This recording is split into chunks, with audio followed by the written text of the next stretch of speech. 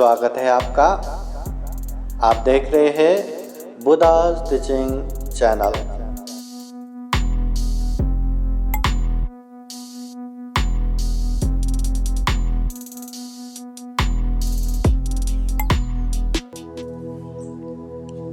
पुत्तामते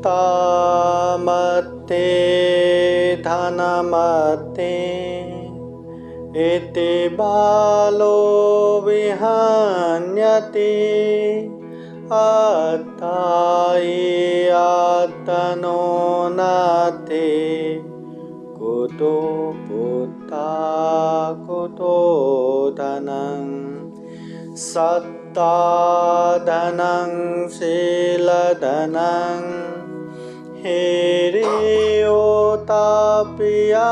धनं सुतधनं च चागो मे पन्यावे सतमं धनं सपपापस अकरणं कुशलसौपसम्पदा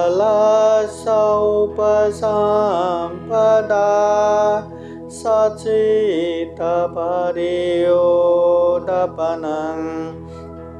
एतं बुद्धानुशासनं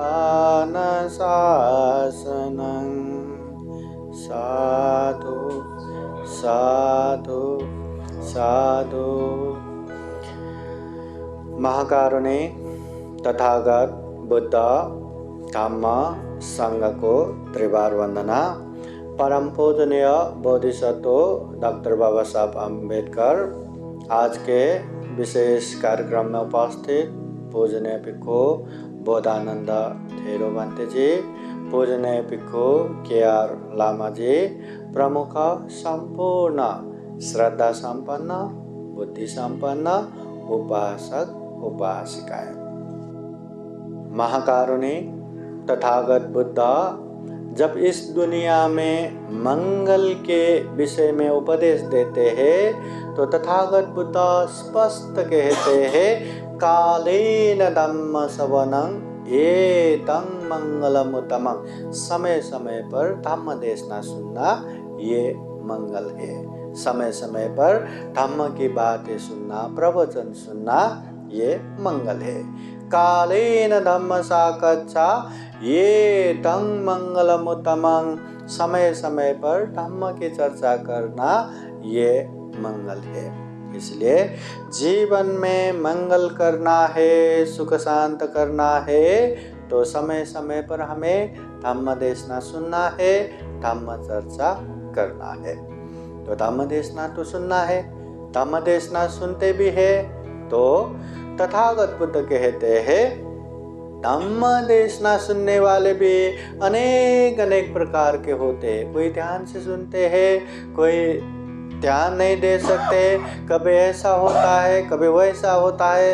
इसलिए धम्म देशना सुनने वाले विशेषतः 3 कैटेगरी में 3 प्रकार के उसमें विभाजन किया है।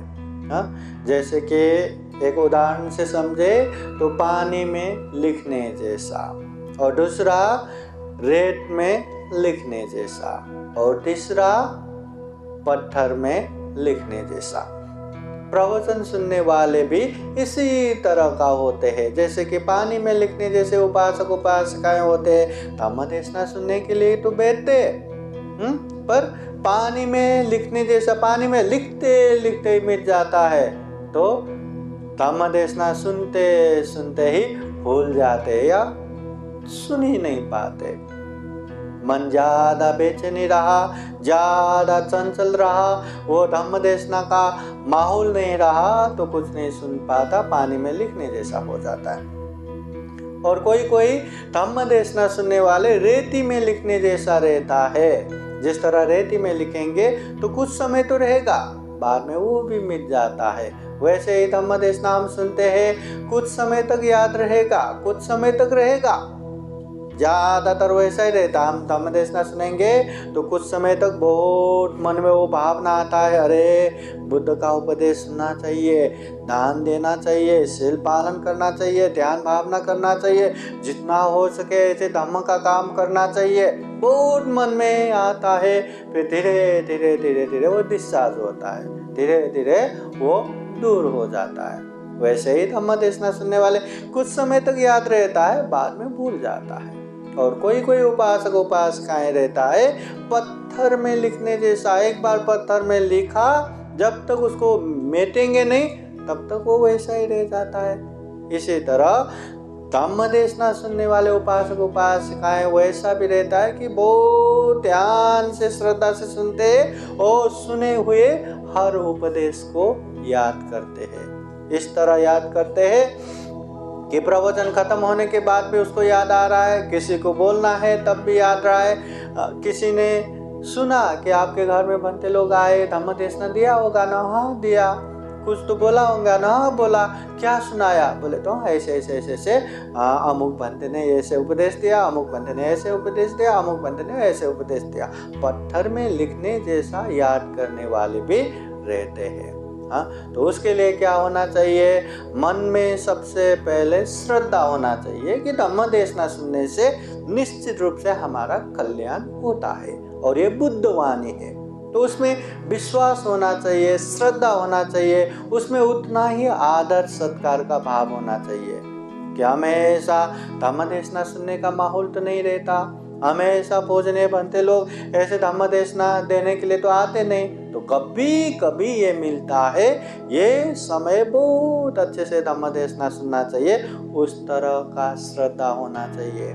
जब श्रद्धा रहेंगे, जब विश्वास रहेंगे, बहुत ध्यान भी जाता है, बहुत एकाग्र होता है, और ध्यान से एकाग्रता से सुनेंगे तो उस समय वो धम्म देशना जो भी हम सुनते हैं बहुत अच्छे से याद रहता है। कुछ कुछ शब्द छोड़ के धम्म देशना पूरा पूरा याद हो जाता है।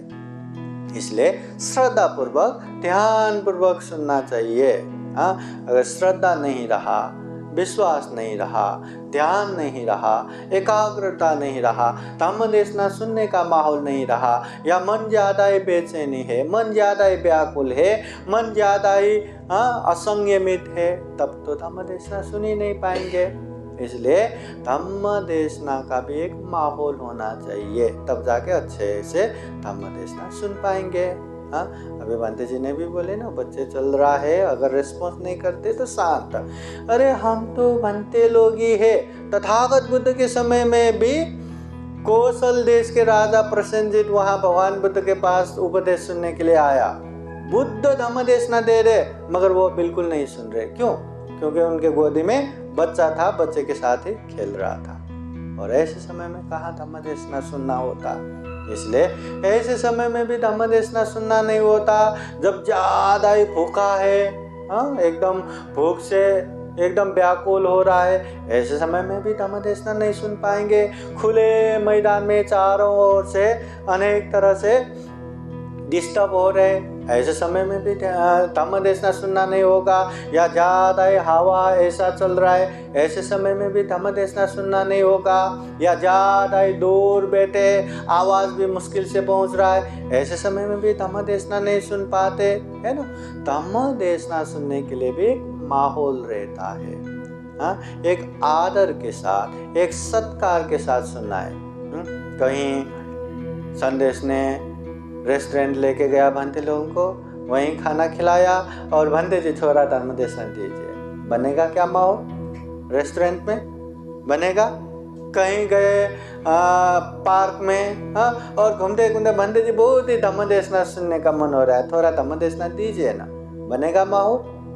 इसलिए धम्म देशना भी एक सुनने का माहौल होना चाहिए, तब जाके बहुत अच्छे से धम्म देशना सुनेंगे। और ये माहौल बन रहा है, इसलिए मन को एकाग्र करके बेचैनी होने की हर बात को थोड़ा सा दूर रख के, बाद में तो है ही वो सारा, वो बच्चे भी है, सारे हैं, पर ये जो समय है थोड़ा सा एकाग्र करके श्रद्धा चित्त से सुनेंगे तो और ज्यादा लाभ होगा।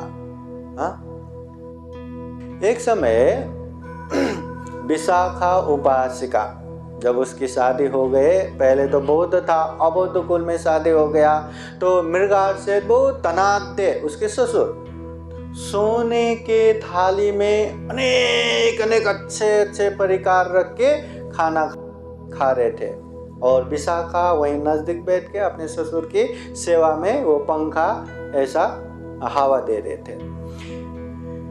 जब वो भोजन कर रहे थे वो समय में एक भिक्षु भिक्षाटन के लिए दरवाजे पे आते हैं। तो विशाखा चाहती है कि उनको कुछ दान दे, भिक्षा दान दे, मगर ससुर जी खाना खा रहे, खुद होके भी नहीं दान दे सकते, इसलिए ससुर जी उसको देखे उस तरह से वो थोड़ा सा हट के वो दिखाते हैं, मगर वो ससुर जी है कि और ना देखे उस तरह से हट के खाना ही खा रहे थे। एक बार दो बार वो भिक्षु को देख कर भी ना देखे, देना न पड़े करके, श्रद्धा नहीं विश्वास नहीं क्यों देगा, तो देखना ही न पड़े करके वो मुड़ मुड़ के खाना खा रहे थे। तब विशाखा क्या करे, तो भंते जी को कहते हैं, भंते जी आप जाइए, मेरे ससुर जी बासी खाना खा रहे। तो इतने करोड़ों धन संपत्ति के मालक मृगार से सोने की थाली में इतना अच्छे अच्छे परिकार खा रहे और अपने बहू बोलती है बासी खाना खा रहे। इतना गुस्सा आया, वही थाली उठा के वहीं पटक के बहुत गुस्सा किया। बाद में विशाखा अच्छे से समझाती है कि बासी क्यों बोले। पहले बहुत अच्छे पुण्य कर्म करके आए थे, इसलिए यह समय में उनको दान संपत्ति भी मिल गया, वैभव भी मिल गया, अच्छे से अच्छे खाना भी मिल गया, मगर अभी कुछ भी पुण्य नहीं कर रहे। भविष्य में मिले उस तरह का कुछ भी पुण्य नहीं कर रहे, इसलिए पहले जो पुण्य करके आए वही खा रहे, इसलिए वो बासी खाना खा रहे, इसलिए बोला करके बाद में बोलते हैं। बाद में ऐसा भी समय आता है कि मृगार से जो उनके ससुर है तथागत बुद्ध के वाणी सुना के उसको एकदम पक्का श्रद्धावान भी बना देता है, मार्ग फल में भी प्रतिष्ठित करवाता है। उसके बाद घर में एक माहौल बनने के बाद हर दिन अपने घर में भी पूजने भिक्षु संघ को भोजन दान देना, धम्म देशना सुनना, ये चलता ही रहता है। एक धम्म का माहौल होना चाहिए। एक घर में सारे लोग श्रद्धावान हुआ ना, ऐसा पुण्य कार्य करने के लिए बहुत ही आसान होता है। अभी संदेश के मन में इच्छा हो कि भंते लोगों को बुलाना चाहिए, मगर आज सुनीताई बोलेंगे बिल्कुल नहीं, अगर बुलाएंगे तो मैं मायके चली जाऊंगा, मैं ये करूंगा वो करूंगी करके ऐसा बोलेंगे तो हो गया क्या। या आई बोलेंगे नहीं बुलाना नहीं, या आई बोलेंगे बुलाना है, संदेश बोलेंगे नहीं मेरे पास समय नहीं, मैं नहीं बुलाऊंगा, ऐसा मतलब वाद विवाद चला तो पुण्य कार्य करने में मजा आएगा क्या? नहीं। तो सारे लोग श्रद्धावान हुआ, ए भंती जी आ रहे, ओ साधु साधु बहुत हमारा पुण्य हो गया, तो माहौल बनता है। तो वो पुण्य का माहौल बनाना चाहिए। सिर्फ अकेले ही खाऊं अकेले खुश रहूं ऐसा नहीं, पूरा घर में धम्म का माहौल बना सके तो ऐसा पुण्य बार बार कर पाएंगे। विशाखा ने अबौद्ध कुल में भी एक वो माहौल बनाया। अभी वही मृगार सेठ उसके विषय में एक बार कौशल देश के मंत्री उग्र राजा भगवान बुद्ध के पास आके उसकी बखान करते, वर्णन करते, भगवान ये श्रावस्ती के मृगार सेठ कितना महाधनी है, कितना महाभोगी है। तथागत बुद्ध पूछते हैं, हे उग्र राजा क्या मृगार सेठ इतना ज्यादा महाधनी है, इतना ज्यादा महाभोगी है? तो वो मंत्री कहते हैं, भगवान वो मृगार सेठ ने 40 करोड़ धन तो जमीन के नीचे ही गाड़ के रखा है। पहले तो बैंक बैलेंस या ऐसा तो कुछ नहीं रहता, तो कहीं जमीन पे गाड़ के सुरक्षित करते हैं। 40 करोड़ धन तो जमीन के नीचे ही गाड़ के रखा है, बाकी सोने चांदी ये वो धन तो कितना महाधनी है, कितना महाभोगी है। उस समय तथागत बुद्ध कहते हैं, हे उग्र राजा मृगार सेठ महाधनी है, नहीं है ये मैं नहीं कहता, मृगार्षित महाभोगी है नहीं है मैं नहीं कहता, मगर ये जो दान संपत्ति देख के ये महाधनी महाभोगी कह रहे हैं ना, ये धन तो जब तक जीते हैं तब तक ही साथ में रहता है, मरने के बाद साथ में नहीं आता, और जीते हैं तो भी अच्छे से सदुपयोग किया, यूटिलाइज किया तो ही वो साथ देता है। नहीं तो तथागत बुद्ध ने ऐसे धन को काल सर्प बताया है, काल सर्प। उसी की वजह से अनेक अनेक दुश्मन उत्पन्न होता है, भाई भाई बहन बहन में बहुत लड़ाई झगड़ा हो जाता है। हाँ, तो वो धन संपत्ति भी अनेक तरह से नाश हो सकता है, जैसे पानी में बह के भी नाश होता है, आग लगने से भी नाश होता है, चोर चुरा के भी नाश कर सकता है, शत्रु एकदम षड्यंत्र करके एक ही झटके में भी खत्म कर सकता है। हाँ, और जो देश के सरकार है सर्वस्व हरण करके भी एक ही झटके में खत्म कर सकता है। तो वो दान देख के उसे महाधनी महाभोगी नहीं कहा जा सकता।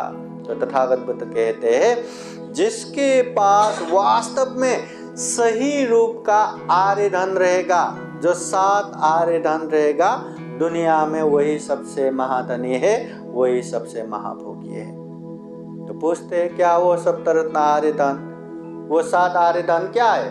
तो तथागत बुद्ध कहते हैं सद्धा धनं शील धनं हिरियोत प्रियं धनं सुत धनं चागो में पन्यावे सत्तमं धनं।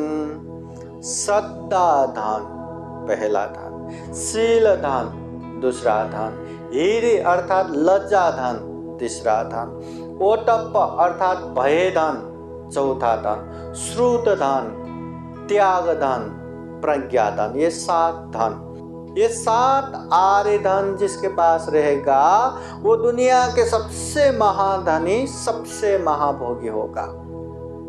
अभी श्रद्धा में है कि नहीं है, मगर किसी भी हालत में वो श्रद्धा बदलना नहीं चाहिए, कम नहीं होना चाहिए। बुद्ध धम्म संघ के प्रति, आर्य सत्य के प्रति, कर्म के प्रति, कर्म फल के प्रति हमेशा पक्का विश्वास होना चाहिए, उसे श्रद्धा दान कहते हैं। ऐसा श्रद्धा दान हम में होना चाहिए। दूसरा, शील हम पालन करते हैं कि नहीं, पालन करते हैं कि नहीं? हाँ, तो शील को कोई भी अवस्था हो, कोई भी मौसम हो, कोई भी परिस्थिति हो, कभी भी शील को नहीं बिगाड़ा तो वो शील दान भी हो गया।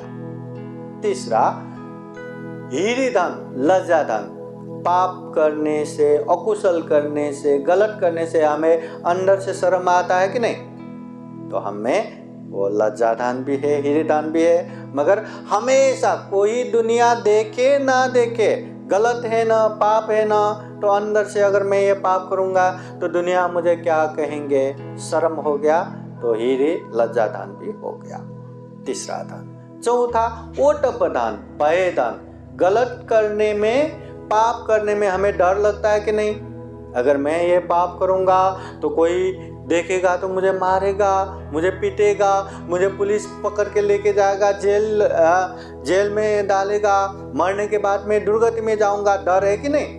अगर वो डर से कभी पाप नहीं किया तो भय दान ओटप दान भी हो गया, चौथा दान। पांचवा दान श्रुत दान, बहुत सारी बातें सुन के, धम्म के अच्छे अच्छे बातें सुन के, पढ़ के, जो पंडित होते हैं, विद्वान होते हैं, या बहुत सारे सुन के बहुश्रुत होते हैं, उसे कहते हैं श्रुत धन। हम बहुत सारे धम्म की बात सुनते हैं ना, बहुत सारे बातें पता है ना, पंचशील पता है, अष्टशील पता है, 4 आर्य सत्य पता है, 10 पारमिता पता है, चतुर्ब्रह्म विहार पता है, त्रिलक्षण पता है, प्रतीति समुत्पाद पता है, ऐसे बहुत सारे बातें सुन के हो, पढ़ के हो, जानबूझ के, मतलब ज्ञान बढ़ा के बैठना, ये बहुत श्रुत है, श्रुत धन। और छठा है त्याग दान। हम दान देते कि नहीं?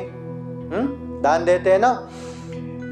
चाहे अपनी जरूरत की चीजें हो या ना हो, दूसरों के हित कल्याण के लिए एकदम खुला हाथ करके, खुला हृदय करके, श्रद्धा चित्त त्याग चित्त से दान देते हैं तो त्याग दान हो गया। जिस तरह एक बोतल को ढक्कन खोल के उसको उल्टा करेंगे तो उसमें जितना भी पानी है सारा का सारा नीचे आता है। ऐसे ही दान देने के लिए जितना अपने पास हो, कभी भी कंजूसाई ना करते हुए दान दिया तो उसे त्याग धन कहते हैं, छठा धन। और सातवां धन है प्रज्ञा धन। हमें पाप धर्म पता है कि नहीं? ये करना है, वो करना है, ये नहीं करना, वो नहीं करना है, ये पता है कि नहीं? कुशल अकुशल, पाप धर्म, योग्य अयोग्य, इसको अच्छे से पता होना ये प्रज्ञा धन है। और इतना ही नहीं, गलत है तो करना ही नहीं, उससे दूर होना। अगर अच्छा है, पुण्य है, धम्म है तो वो मार्ग पे आगे बढ़ना, ये प्रज्ञा धन है।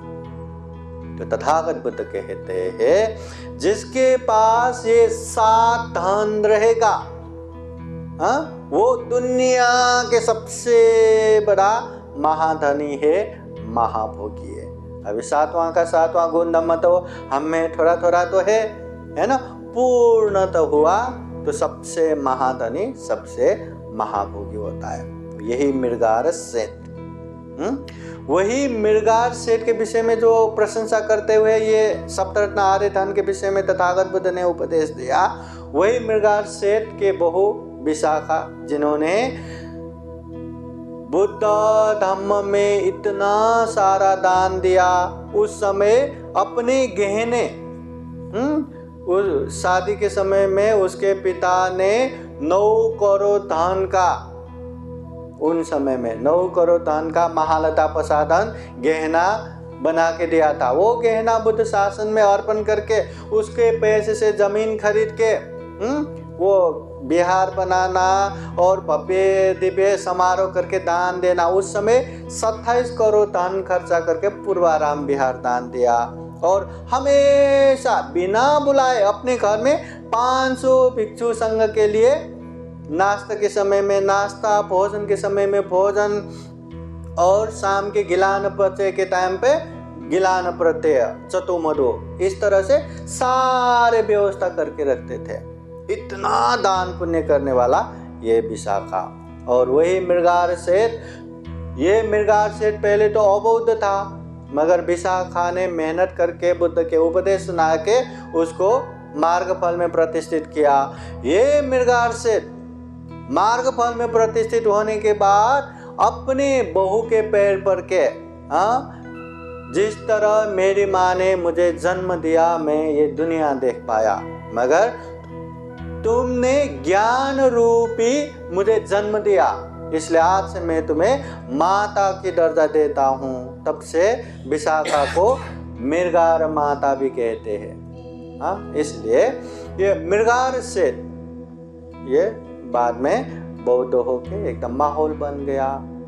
इसलिए हमें भी धम्म का माहौल बनाने के लिए एक का मेहनत, घर में एक अच्छा खासा माहौल बन जाता है।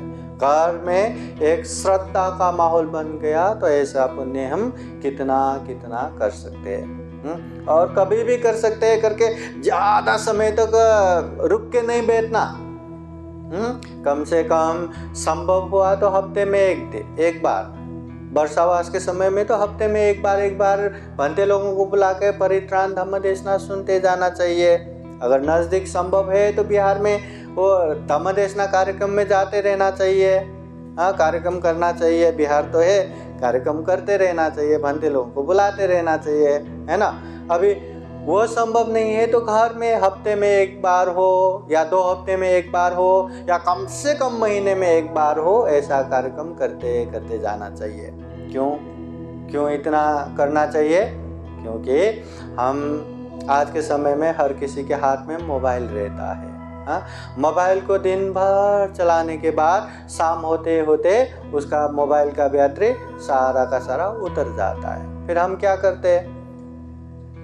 बैटरी नहीं है, अब फेंक दो करके फेंक देते हैं क्या? नहीं ना, फिर चार्ज करते हैं। पूरा चार्ज होने के बाद फिर से उसको यूज़ कर सकते हैं। वैसे ही हम कितना भी धम्म देशना सुने, दानशील भावना में रहे, हाँ, कुछ समय तक वो प्रभाव रहता है, फिर वो धीरे धीरे धीरे वो डिस्चार्ज होना शुरू हो जाता है। तो ऐसे समय में फिर से रिचार्ज करना रहता है। हम 10 दिन का ध्यान करते समय पे यही बताते हैं ना कि ध्यान अकेले बैठे बैठे कुछ समय के बाद आलस आना शुरू हो जाता है, हाँ, निराशा आना शुरू हो जाता है। ऐसे समय में सामूहिक साधना में या एक दिवसीय शिविर में कहीं भी एक बार बैठा तो फिर से रिचार्ज हो जाता है। इसलिए ये पुण्य भी हमें बार बार करेंगे तो रिचार्ज होता रहता है। अभी ये पुण्य क्यों करना, ये धम्म क्यों करना? क्योंकि बुद्ध कहते हैं पुण्यं चे पुरुषो कैरा कैरा थे तंग पुनः पुनः। पुण्य करना चाहिए, धम्म करना चाहिए, और वो भी बार बार करना चाहिए। तम्मी छंदं कैरा था, पुण्य करने से क्या मिलेगा? सुखो पुण्य स उच्च प्रकार के सुख मिलेगा, महान सुख मिलेगा। तो वो सुख हमें प्राप्त करना है तो हमें पुण्य करना ही है, हमें धम्म करना ही है। कहीं पे प्रवचन चल रहा था, कोई उपासक ने पूछा कि बंते जी, यहाँ हर कोई दुख नहीं चाहते, फिर भी दुख मुक्त नहीं है, हाँ? और हम तो बौद्ध है, और तथागत बुद्ध ने तो यही दुख और दुख मुक्ति का ही उपदेश दिया है। तो वो धम्म में लग के 20 साल हो गया, 30 साल हो गया, 40 साल हो गया, फिर भी दुख मुक्त नहीं हो रहा है, ऐसा क्यों? तो ये बौद्ध करके टाइटल लेने के बाद इतने समय के बाद दुख मुक्त होगा, ऐसा कुछ है क्या? नहीं है ना। अभी अभी ध्यान बैठ के आए, अगर हम यहाँ 1 मिनट सिर्फ श्वास को ही देख के ध्यान करना है करके ध्यान करेंगे तो कितने देर तक ये श्वास में ही ध्यान रहेगा? मन बाहर बाहर जाता है कि नहीं? जाता है कि नहीं? हाँ, तो जब तक हम अपने मन को एकाग्र नहीं कर पाएंगे, जब तक हम मन को समाधि में नहीं लगा पाएंगे, तब तक मन विपश्यना में कहाँ लगेगा? जब विपश्यना में मन नहीं लगेगा तो प्रज्ञा कहाँ से जागृत होगा? अगर प्रज्ञा जागृत नहीं हुआ तो ये दुख चक्र, जन्म मरण के दुख चक्र को धम्म चक्र में कैसे परिवर्तन होगा? कैसे हम दुख मुक्त होगा? 1 मिनट मन एकाग्र करना मुश्किल है तो दुख मुक्ति कैसे होगा? इसलिए वो 1 मिनट मन एकाग्र करना है, उसके बाद 10 मिनट, उसके बाद 1 घंटा, ऐसा करते करते समाधि, प्रज्ञा, है ना, ऐसा करते करते दुख मुक्त होना है। केवल ये दुख है जन्म होना, बुढ़ापा आना, बीमार होना, मरना, जो इच्छा करते वो पूरा न होना, प्रिय बिछोड़ होना, अप्रिय के साथ रहना, संक्षिप्त में ये पंचस्कंद नाम रूप रूपी ये शरीर धारण करना ही दुख है। ऐसा दुख तो हम कितना भी बोलते। फिर दुख का कारण ये तृष्णा है, काम तृष्णा, भव तृष्णा, विभव तृष्णा। ये दुख मुक्त निर्वाण है, और निर्वाण पहुंचने का ये मार्ग है मध्यम मार्ग, आर्य अष्टांगिक मार्ग, शील, समाधि, प्रज्ञा।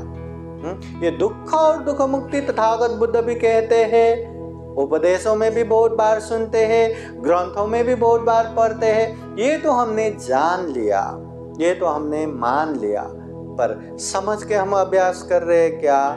समझ के पालन कर रहे हैं क्या? हमारे जीवन में दुख है, उसे हम कुछ नहीं कर सकते, मगर दुख बार बार आने वाले वो तृष्णा को हम समझ रहे हैं क्या? वो तृष्णा को हम कम कर रहे हैं क्या? अच्छा देखे तो वाह कितना अच्छा है, वो मुझे चाहिए, वो मेरा होना चाहिए, मेरा मेरा मेरा मेरा, मुझे मुझे मुझे, ये भावना कम हुआ क्या? नहीं हुआ ना। हाँ, बार बार कभी ये चाहिए, कभी वो चाहिए, कभी ऐसा चाहिए, कभी वैसा चाहिए, वो बार वो तृष्णा वो कम हुआ क्या? नहीं हुआ ना। तो जितना हम कम कर पाएंगे उतना ही हम दुख मुक्ति की तरफ आगे बढ़ पाएंगे। अभी बंते जी ने भी धम्म देशना देते समय तथागत बुद्ध के जीवन में भी कितने कितने मार आए। तथागत बुद्ध के जीवन में जितना मार आए ना, हमारे जीवन में आते तो हम जी नहीं पाते। हम शायद सुसाइड भी करते, इतना मतलब ऐसे ऐसे भी मार आए। पर तथागत बुद्ध है ना, उन्होंने वो सारे दुख को भी स्थिर होके शांत होके जैसा है वैसा ही उसको समाधान कर दिया। अभी हमारे जीवन में थोड़ा भी दुख आए तो अरे रे रे मुझे ये दुख हो गया, वो दुख हो गया, इतना बेचैनी, इतना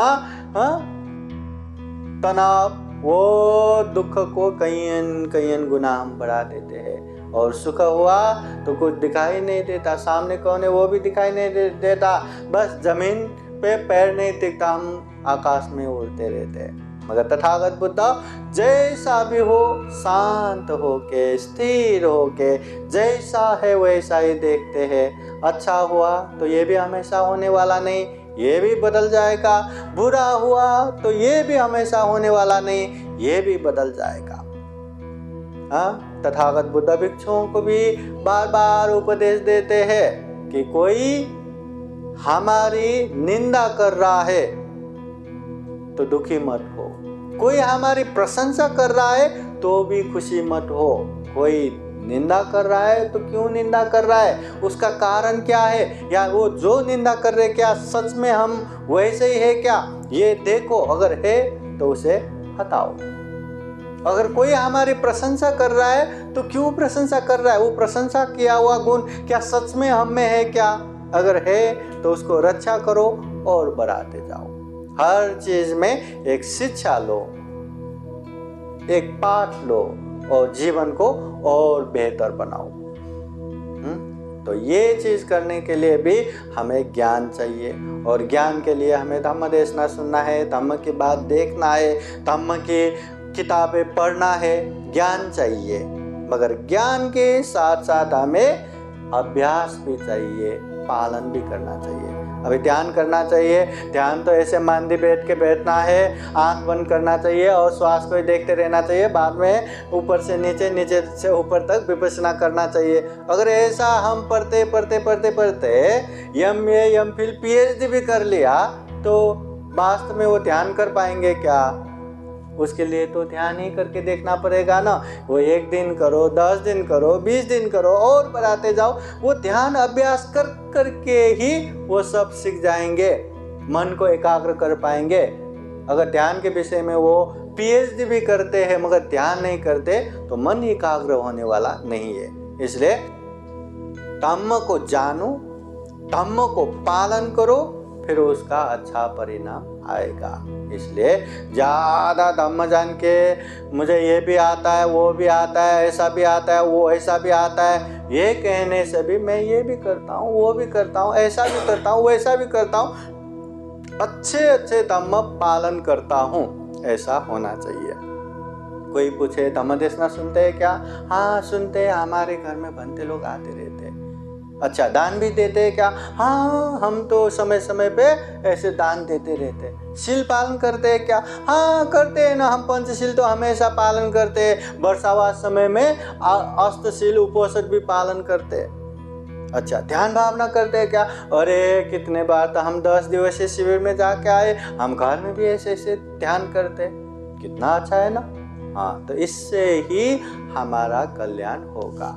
इसलिए आज के समय में ज़्यादा धम्म देशना को लंबा न करते हुए हमेशा धम्म का माहौल बनाते रहना चाहिए, धम्म बार बार करते रहना चाहिए। और धम्म करने के लिए मन ज़्यादा नहीं जाता तो उसके लिए हर ओकेजन या हर उपलक्ष्य अवसर पकड़ के भी धम्म का काम करते रहना चाहिए। चाहे आपका जन्मदिन हो, जन्मदिन भी उपलक्ष्य पकड़ा तो घर में 5 लोग रहते हैं तो 5 बार जन्मदिन का। और कोई हमारे रेस्पेक्टेड आदरणीय कोई व्यक्ति गुजर गया तो उसके पुण्य तिथि हो गया।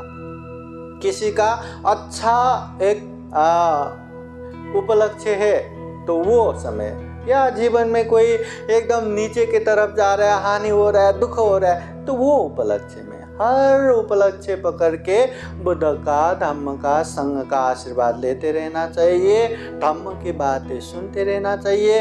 क्योंकि जीवन में कब कहाँ कैसे हमारे मन में वैराग्य धम्म उत्पन्न होगा ये हमें पता नहीं। एक बार वैराग्य धम्म उत्पन्न हुआ तो अरे जीवन दुख ही दुख से भर पड़ा है, ऐसे जीवन में ये वो क्या करके बैठूं, अब चलो अब दुख मुक्ति के मार्ग पे ही चलते हैं, ऐसा वैराग्य धम्म उत्पन्न होना चाहिए।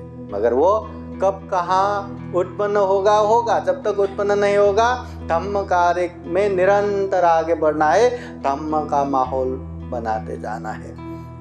तथागत बुद्ध पूछते हैं कि अगर हमारे सर पे आग लग जाए तो हमें क्या करना चाहिए, पहले वो आग बुझाना चाहिए या मैं ये काम में जा रहा हूँ, मुझे ये काम है वो काम है करके सारा काम करके आराम से वो आग बुझाना चाहिए, क्या करना चाहिए? पहले आग बुझाना चाहिए। अगर ये काम है वो काम है करके व्यस्त है करके यहाँ वहाँ करते रहेंगे तो वो आग से मर जाएगा।